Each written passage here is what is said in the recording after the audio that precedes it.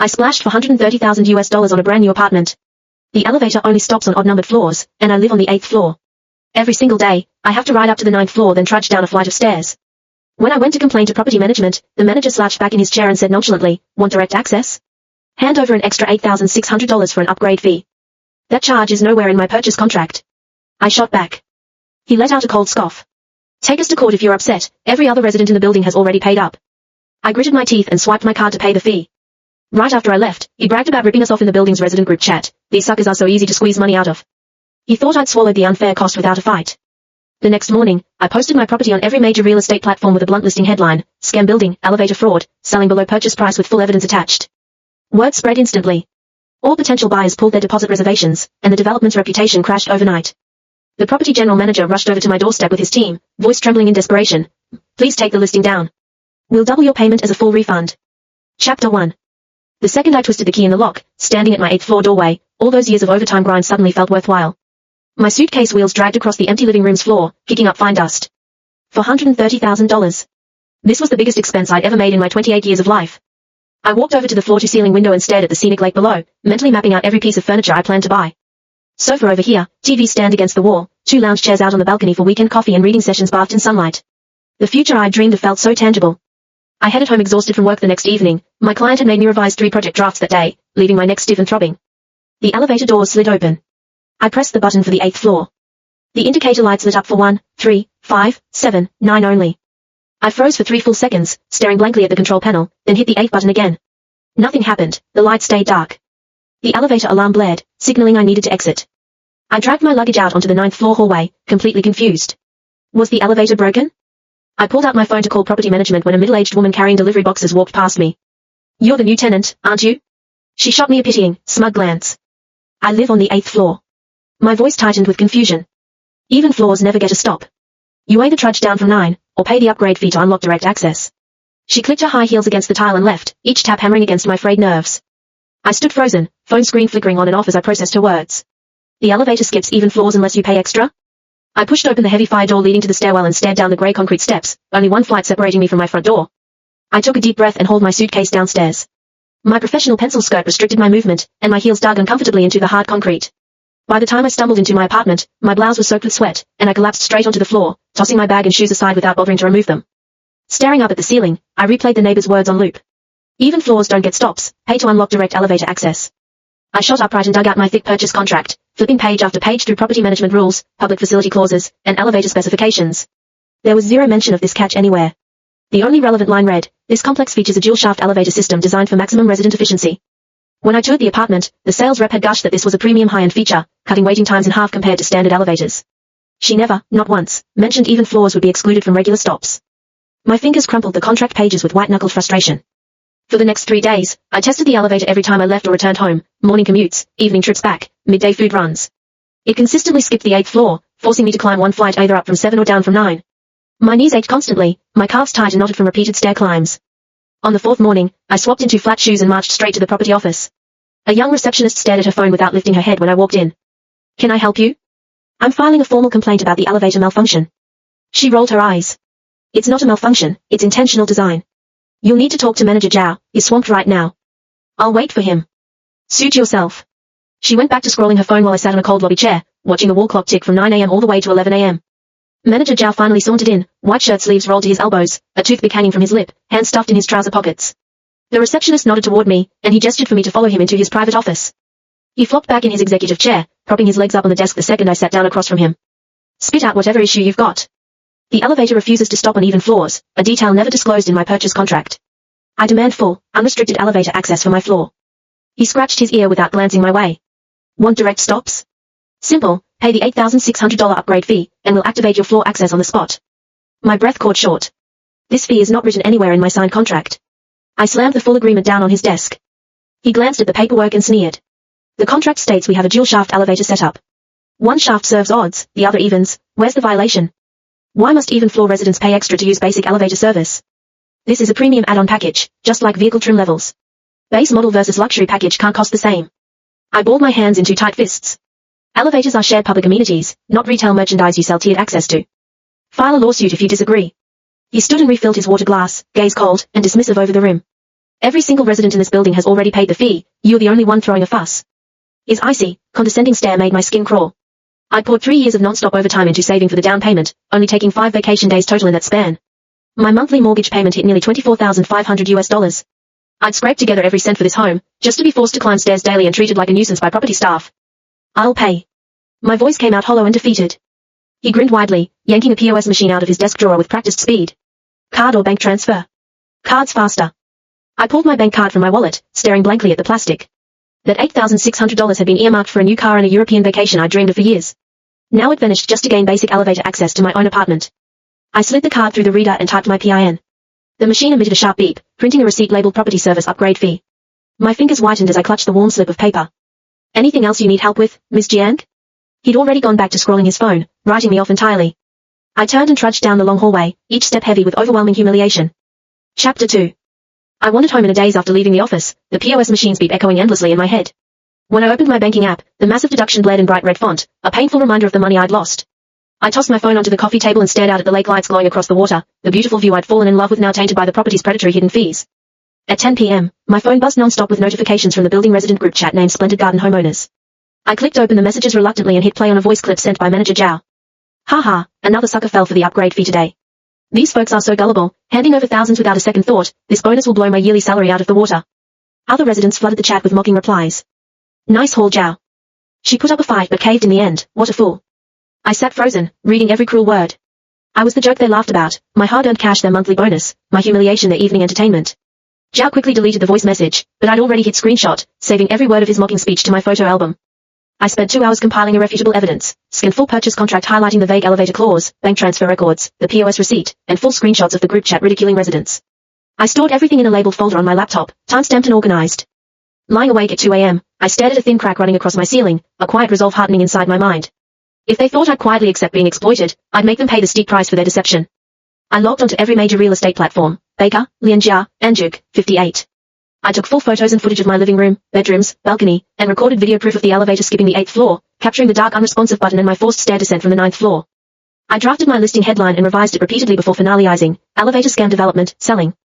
For $100,000 below original purchase price, full fraud evidence attached.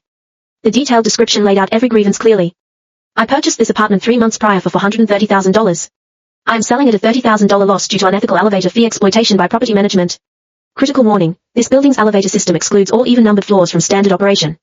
Residents must pay an $8,600 upgrade surcharge to unlock direct floor access, a hidden cost never disclosed in official purchase contracts, constituting consumer fraud. All supporting documentation is attached, including sales agreements, payment receipts, resident group mockery screenshots, and raw elevator malfunction footage. Asking price, $400,000, selling fast to escape unethical property harassment. I uploaded every photo, video, and scanned document before hovering over the publish button, heart hammering. There was no turning back once I clicked, but I refused to stay silent any longer. I hit publish and collapsed back into my chair, exhaling a long, weary breath at 3 a.m. before finally falling into a deep, dreamless sleep. Chapter 3.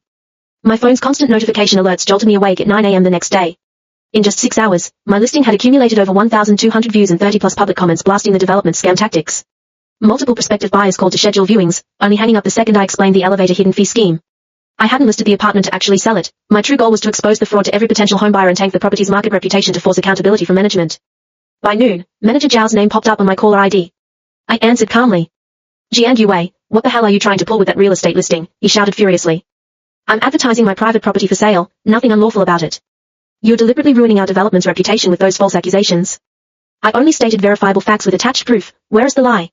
Take that listing down immediately or you'll regret it. I chuckled softly into the phone. What consequences exactly are you threatening me with? He sputtered with rage before slamming the call down. By mid-morning the next day, my listings view count surged past 8,000, and dozens of potential buyers posted comments stating they'd cancelled their apartment deposit reservations after seeing my evidence.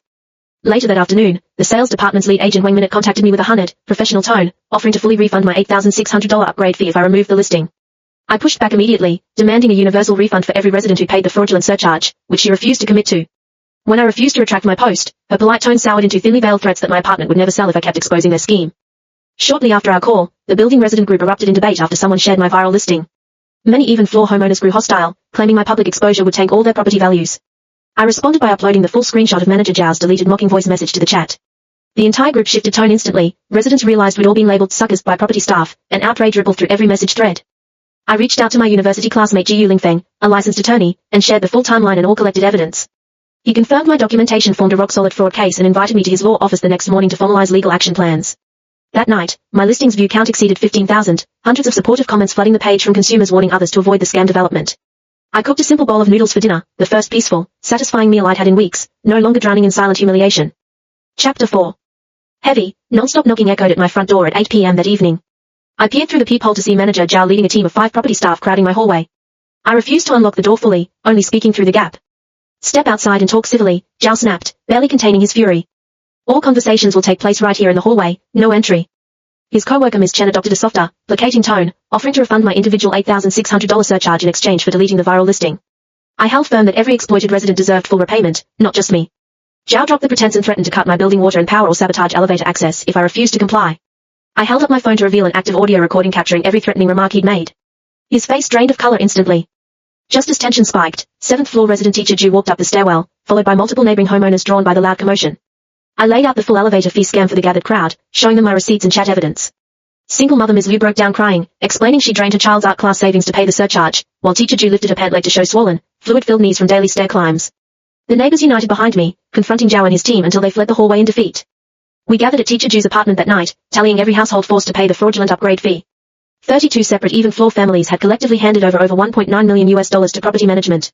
We formed an official resident rights group, dividing responsibilities. Teacher Ju tracked victim payments, Mr. Zhong researched elevator technical regulations, I managed evidence and public outreach, and Ms. Liu reached out to local media contacts for investigative reporting. I drafted a social media post summarizing the $1.9 million collective fraud and shared a photo of our payment tally notebook, which quickly spread across local online forums overnight. Chapter 5. The next morning, I headed to Ji Yulingfeng's law office with my complete physical evidence folder, including contracts, receipts, video footage, audio recordings, and the victim payment ledger. He reviewed all documentation and confirmed the development sales team had engaged in intentional misleading sales tactics, while property management committed illegal overcharging. Our case held an 80% plus success rate for civil litigation. He advised filing formal complaints with the local Housing Bureau and Consumer Protection Association alongside preparing a group lawsuit, and warned me to remain vigilant against retaliation from the development company. I visited both government offices the same day to submit full complaint materials, receiving confirmation that official investigations would launch within 3 business days. Ms. Liu connected me with a local television journalist named Feng Yu, who agreed to conduct an on-location investigative interview the following afternoon, fully aware the story would generate widespread public attention once broadcast on evening news. Chapter 6.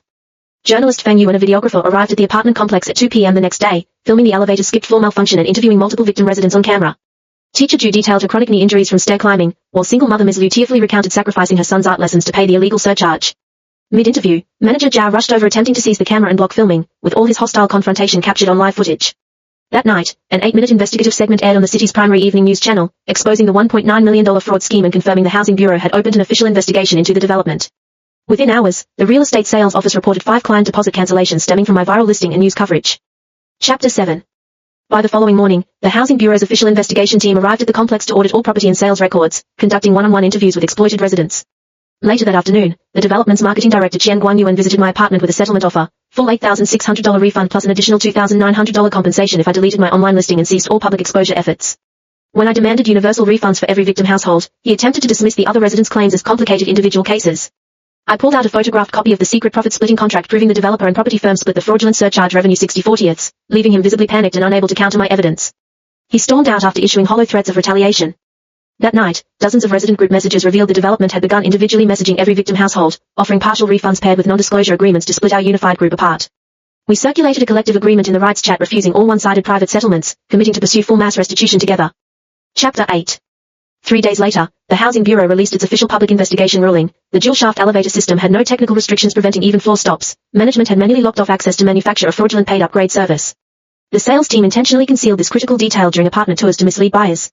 The Bureau ordered immediate full elevator system reconfiguration to serve all floors unconditionally, mandated complete repayment of all illegally collected surcharges, and issued heavy fines against both the developer and property management firm. Property management posted a cold, brief notice announcing refund processing without a single formal apology to defrauded residents.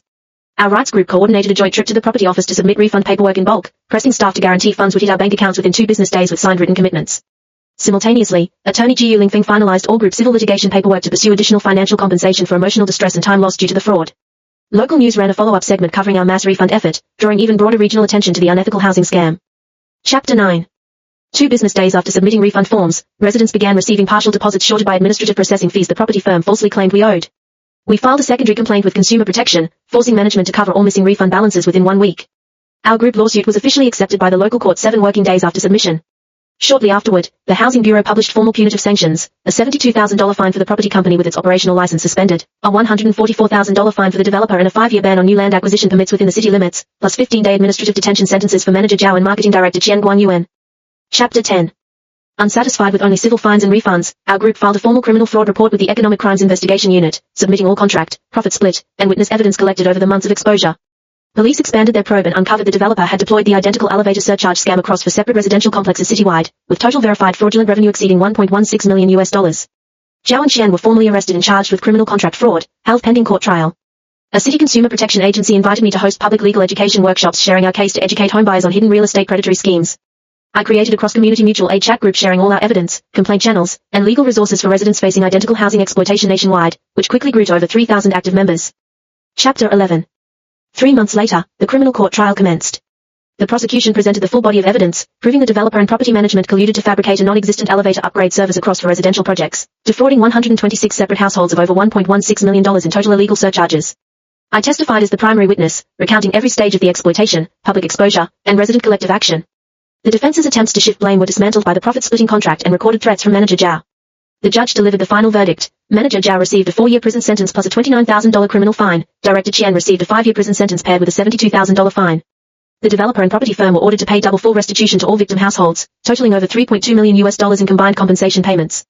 1 month following the verdict, full doubled refund compensation hit every victim's bank account. Our building's resident body unanimously nominated me as the new Homeowners Association chairperson to oversee negotiations with a fully vetted, ethical replacement property management company. Local Consumer Protection printed our full case study into official public consumer rights handbooks distributed citywide. I hosted 6 community educational seminars detailing how homebuyers can identify predatory hidden fees and unethical developer sales tactics, drawing hundreds of attendees each session.